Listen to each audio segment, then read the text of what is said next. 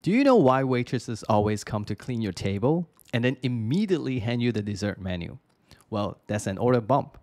Do you also know why they always ask if you want another drink once you finish yours? Well, that's an order bump as well. The truth is, it's actually very common to use order bumps to grow your business. It can make it go faster. So you really need to know what it is and use it more often. The first thing we should talk about is what is an order bump? I know it's kind of confusing. Is an order bump an upsell? Is it also something that you can do with a pricing tier option? Well, it's actually very different. Pricing tiers means you're putting two different pricing plans next to each other, and then you ask people to choose. So right on, they are comparing two different options, and then they can only pick one. But order bump is very different because it will only show up when people already decided that they want to buy from you. And then they click buy now. And then they're brought to this checkout page where they can put in their names and then they can see the order bump before they put in their credit card number. So it's also not upselling because upselling is more people already make that purchase. So you charge their credit card and then you bring them to another page. And then now you're like, oh, by the way, you can also get this other thing. So one transaction is done and then you're presenting another offer. And in that case, order bump doesn't happen after the transaction is happened. It happens when they're checking out. So that's the difference. Let's talk about why order bump is so awesome. It's awesome because it's such a small pitch that it doesn't require you to do a lot of work. And because we are mostly doing digital products, right? And there's no cost to you. You can just add something there.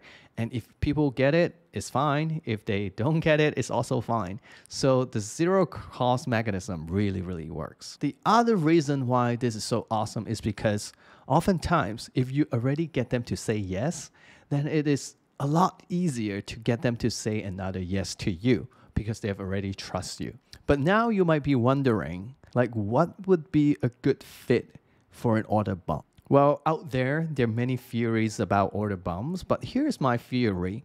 I think the rule of thumb is that it has to be an impulsive yes. So if you're selling a $20 product, you don't want the order bump to be 200 because people would be sitting there like, oh my God, I couldn't decide whether I want this. You don't want that to happen. So for example, if you're selling something for, let's say $50 and you add an order bump around 20 to $50, I think that's pretty reasonable. Or let's say you're selling something for $100 and you add something between $10 to $100. That's also pretty good. I don't think there's a fixed rule around how you can do this, but to me, I think you can either 2x the dollar amount or have $100 as the maximum. So either way, whichever is highest. And for order bump, like complimentary offer really helps. For example, if you're selling a course and the order bump is a checklist, that's amazing because people would want that because they can perceive it as a way to help them take action. So you can always think about like different resources, different formats, and use that as your order bump. Next, I would show you an interesting case when I was like researching around order bumps, and I would see which one you pick. The first one is if you have a higher conversion rate, but the order value is lower. So maybe your order bump is a low value thing.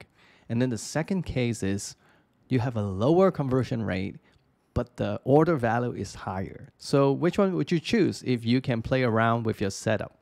I think it really comes down to pricing, right? It's really hard to say, and it depends what you want to optimize.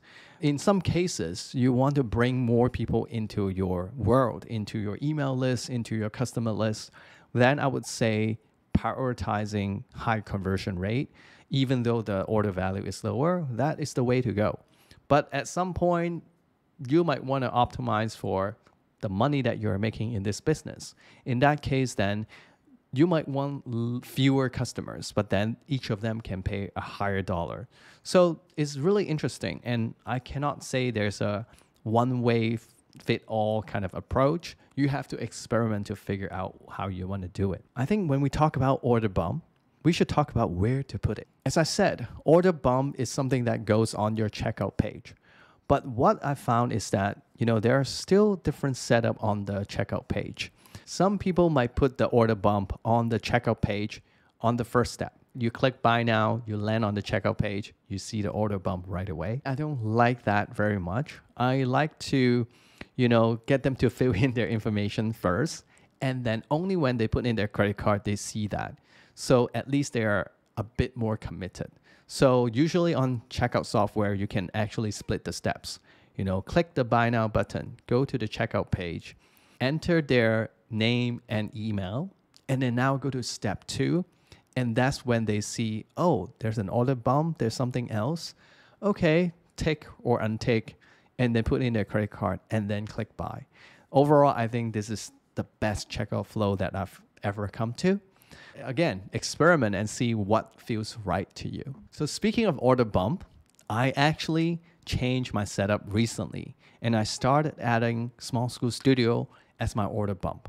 So Small School Studio is our membership community, right? So it makes a lot of sense to bring people in if they're buying my courses and books and they need some more support. So they can just sign up as they are buying my products and they would get direct access to me and they would get direct access to their peers, and we occasionally do activities to move the needle as well.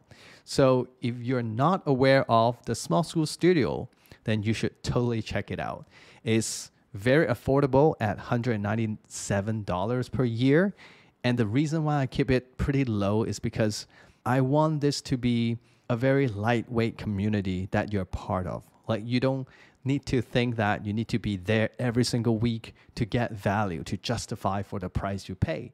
It's more like a home where you need help at some point and you come back and you let us help you.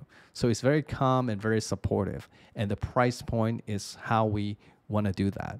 I'm always there to help out, so definitely take a look. Going back to talk about ordering desserts, I would say if customers are always ordering dessert, they are the best customers. I don't know. I just feel like because they are, getting more items from your restaurant, and then they are also pretty much enjoying their time there. So you should treat them as VIPs. So maybe in that sense, then you should pay attention to the people who are getting your order bumps. They can be your best customers as well.